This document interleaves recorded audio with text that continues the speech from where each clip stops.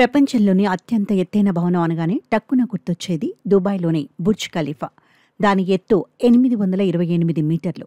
దాంట్లో ఉన్న అంతస్తుల సంఖ్య 163.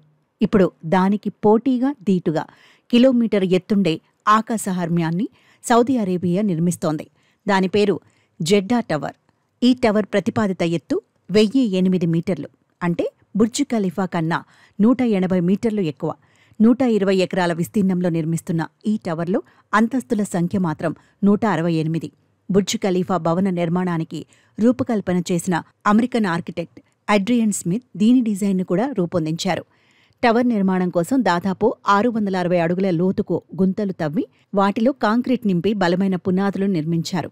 వాటిపై 300 అడుగుల వెడల్పు, 15 అడుగుల లోతైన కాంక్రీట్ ప్యాడ్ నిర్మించి దానిపై ఈ భవనాన్ని నిర్మిస్తున్నారు. 2013 ఏప్రిల్లో మొదలుపెట్టి అదే ఏడాది డిసెంబర్ నాటికి పునాదులు, కాంక్రీట్ ప్యాడ్ నిర్మాణాన్ని పూర్తి చేశారు.